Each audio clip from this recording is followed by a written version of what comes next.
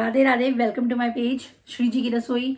और काफ़ी दिनों से ना मेरे पास एक क्वेरी आ रही थी मेरे इंस्टा पे कि दीदी हम लोगों को ना कभी कभी कुछ एहसास होता है लड्डू गोपाल जी की पूजा करते समय, तो ये क्या है। और काफ़ी मैंने सोचा भी है भक्तों को, जो मेरे एक्सपीरियंसेस हैं, कि मैं आप लोगों को बताऊं कि हमारे लड्डू गोपाल जी जागृत होते हैं। अगर हम सच्चे दिल से उनकी पूजा करेंगे तो वो जागृत अवश्य ही होते हैं और वो हमारे आसपास होते हैं हमारी हर प्रॉब्लम्स में। तो कुछ ऐसे संकेत हैं जो हमें बताते हैं कि हमारे बाल गोपाल, हमारे जो लड्डू गोपाल है, हम जिनकी सेवा करते हैं रोज, वो जागृत हैं और हमारे पास हैं और हमारी जो पूजा है वो उन तक पहुंच रही है और वो प्रसन्न है। तो ऐसे संकेत आप लोगों के साथ भी जरूर हुए होंगे। तो जो संकेत मैं बताती हूँ, अगर आप लोगों के साथ वो थोड़ा सा भी आपको एहसास और अनुभव हुआ है तो मुझे कमेंट में जरूर बताइएगा। लेकिन उससे पहले आई रिक्वेस्ट यू कि प्लीज आप वीडियो को लाइक कर दीजिएगा और वीडियो अगर पसंद आए तो लास्ट में बेल आइकन को प्रेस जरूर कर दीजिएगा। और चलिए तो अब बताते हैं। सबसे पहला संकेत है कि कभी कभी क्या होता है कि हम जब दिया जलाते हैं, अपने बाल गोपाल की सेवा कर देते हैं, और जब दिया जलाते हैं तो दिए में फूल की आकृति बनकर आती है। आपने देखा होगा कि वो ऊपर से फूल का रूप ले लेता है, बाती जो होती है दिए की। तो जब कहते हैं कि जब बाती फूल का रूप ले लेती है ना, तो हमारी सेवा भगवान तक पहुंच जाती है और भगवान खुश होकर हमें फूल की आकृति दिखाते हैं हमारे दिए में। तो अगर आपके साथ ऐसा हुआ है तो समझ जाइए कि आपके बाल गोपाल जागृत हैं, आपके भगवान जागृत हैं। संकेत है कि कभी कभी क्या होता है, हम लोग घर में पूजा कर रहे हैं और पूजा से पहले ही ना हमने ठाकुर जी को स्नान कराया है, ठाकुर जी को कोई फूल अर्पित किए हैं, लेकिन उसके बाद भी हमारे घर में मंदिर के पास जाकर बहुत ही अच्छी खुशबू आने लगती है। वो चाहे मोगरा की हो, चाहे वो गुलाब की हो, बहुत ही अच्छी सुगंध आने लगती है हमें। तो ये भी हमारा एक तरीका है कि भगवान हमारी सेवा से प्रसन्न है और जागृत हैं।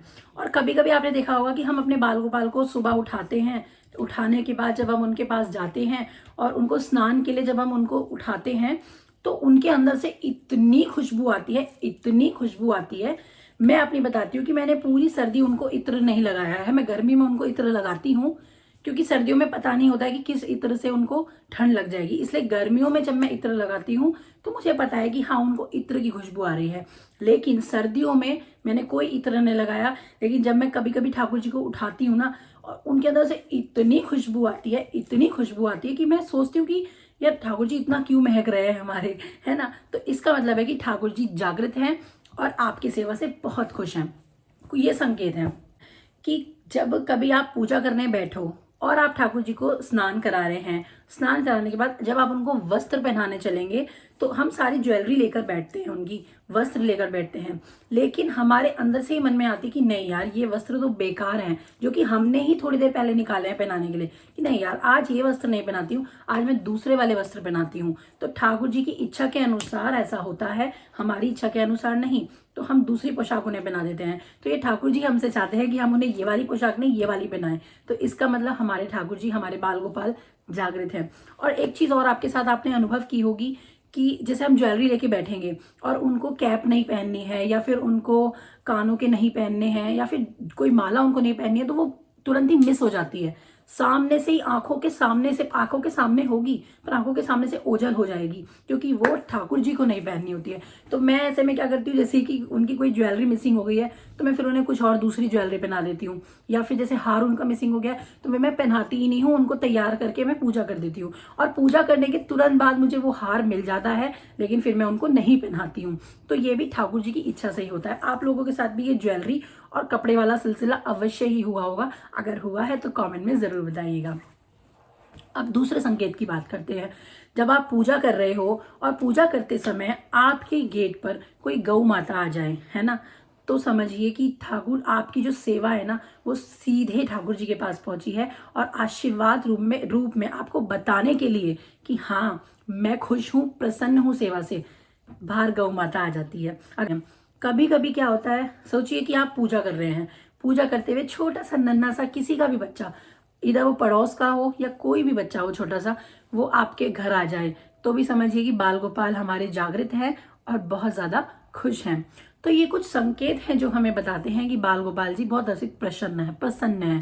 अच्छा, एक चीज और, कभी कभी क्या होता है कि हम लोग कहीं बाहर जा रहे हैं तो हम अपने बाल गोपाल के हमने लड्डू गोपाल जी के पास जाते हैं, उनसे बोलते हैं कि भाई ठाकुर जी हम लोग जा रहे हैं, आप घर का ध्यान रखना। तो आप हमेशा नोटिस कीजिएगा कि गोपाल जी के चेहरे पर ना उदासी आ जाती है एकदम, मतलब जैसे वो खुश रहते हैं ना 24 घंटे, वो खुशी आपको उस समय नहीं दिखेगी। लेकिन अगर आप उनके पास जाएंगे और उनसे सिर्फ अपने दिल की बातें करेंगे कि भाई ठाकुर जी मैंने आज दिन में ऐसे किया, ऐसा हुआ, मैं इस बात से खुश हूँ या मैं इस बात से दुखी हूँ, तब आप उनके चेहरे के एक्सप्रेशन दीजिए, देखिएगा उनके चेहरे पर बहुत ही अधिक मुस्कान आपको दिखेगी। ऐसा मैं तो हमेशा महसूस करती हूँ। आप लोगों ने किया है तो प्लीज़ मुझे बताइएगा। कि मैं कभी कभी जब अपने घर जाती हूँ तो मैं उनको बोल कर जाती हूँ कि भाई मैं जा रही हूँ, आप ध्यान रखिएगा, उनको चाबी देकर जाती हूँ घर की मैं। तो वो खुश नहीं होते उस समय, बहुत ज़्यादा मुरझा जाते हैं, बहुत ज़्यादा हर्ट हो जाते हैं कि भाई मैं अकेला रहूँगा, मेरा भक्त जा रहा है।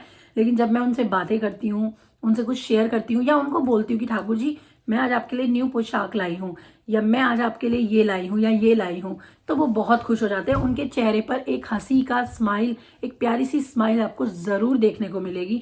ये मैंने बहुत ही अनुभव किया है। जितने भी वक्त मुझे मिलते हैं लड्डू गोपाल जी के, उन्होंने बताया है कि ठाकुर जी स्माइल बहुत करते हैं।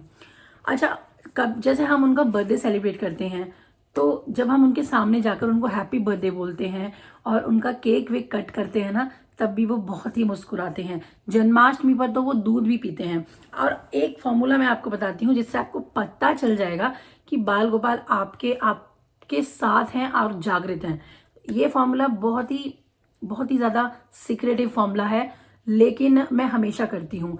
अक्स डेली तो नहीं, लेकिन कभी कभी मुझे अंदर से ऐसा एहसास होता है। जैसे मैं क्या करती हूँ ना कि दूध गर्म करके और चीनी मिला करके मैं ठाकुर जी के पास रख देती हूँ और उनका पर्दा लगा देती हूँ ताकि वो भोग अर्पण कर सकें, ठीक है। लेकिन कभी कभी मेरे मन से ऐसा आता है कि नहीं, मैं उनको चम्मच से दूध पिलाती हूँ, खुद ही आता है, कुछ मेरे को अंदर से एहसास होता है। तो मैं दूध कटोरी में करके चम्मच लेकर उनके पास जाती हूँ और उनको फेस पे ऐसे होठ पे उनका लगाकर उनको पिलाती हूँ। और आप लोग यकीन नहीं करेंगे कि वो दूध पी लेते हैं। कभी कभी गुस्से में होते हैं तो नहीं पियेंगे, लेकिन जब मन से आएगा ना, आप सच्ची भक्ति करेंगे ना, तो अवश्य ठाकुर जी आप उस दूध को ग्रहण करेंगे। तो ये सब चीज़ें हैं जो ठाकुर जी के साथ हमें एहसास होती है और हमें पता चल जाता है कि ठाकुर जी हमारी पूजा से भी खुश हैं और हमारे ठाकुर जी जागृत हैं। अगर आप लोगों के साथ इन सभी चीज़ों में से कुछ भी अनुभव हुआ है तो प्लीज़ कमेंट में बताइएगा, वीडियो को लाइक कीजिएगा और चैनल को सब्सक्राइब कीजिएगा। राधे राधे, श्री कुंज बिहारी श्री हरिदास।